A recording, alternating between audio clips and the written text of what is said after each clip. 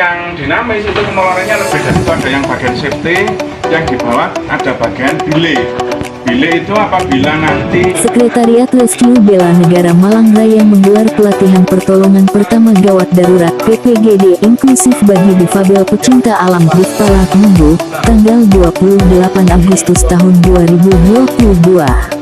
Pelatihan yang digelar di Mondoroko Singosari tersebut dihadiri oleh belasan penyandang disabilitas dan pendampingnya. Yang menarik, selain PPGD, Difpala juga berlatih rappelling atau turun tebing.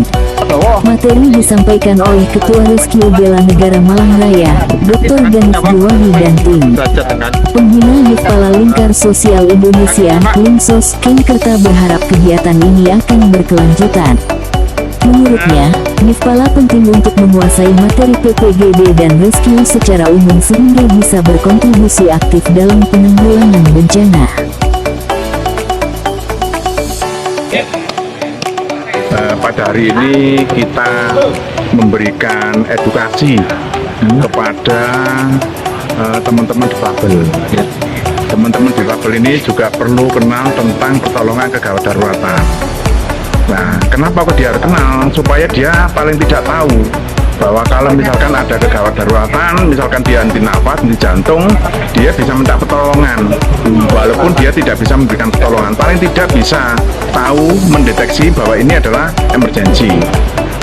Selanjutnya, setelah dia tahu emergency, kalau dia tidak bisa menolong, berarti dia akan minta pertolongan orang lain sesuai dengan kapasitasnya difabel, apakah yang bisu atau yang tuli atau yang cacat secara fisik. Bagaimana minta tolong agar orang lain memberikan pertolongan, terutama kaitannya dengan yang BLS tadi, basic life support, bagaimana mempertahankan itu.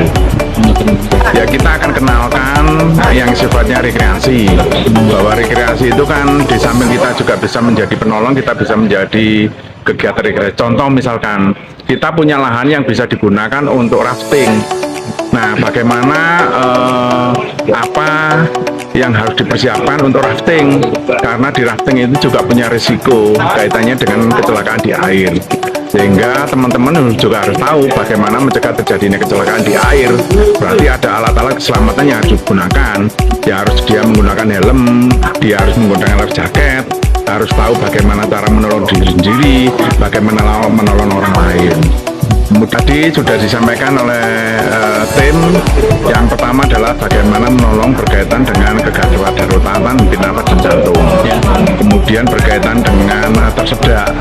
Kemudian yang ketiga itu kita memberikan pengenalan bagaimana turun di ketinggian dengan menggunakan tali.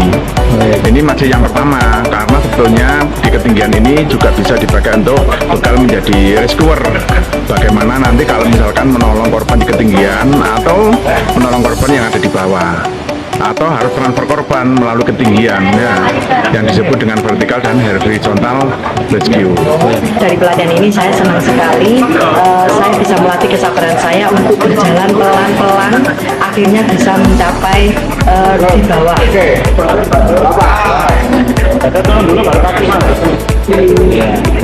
Terus tadi ada perasaan apa?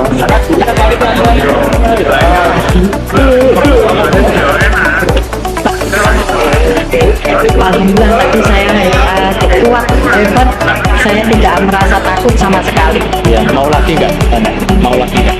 Mau lagi nggak? Mau.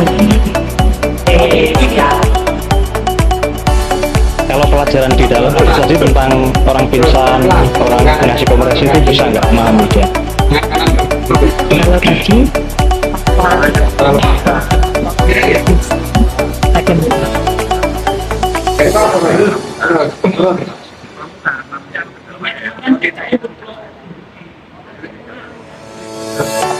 dari pelatihan tadi saya merasa bisa untuk menolong jika nanti ada seseorang yang mengalami pingsan, sehingga saya bisa melakukan untuk membuat mereka itu bisa sehat lagi, kembali kuat lagi.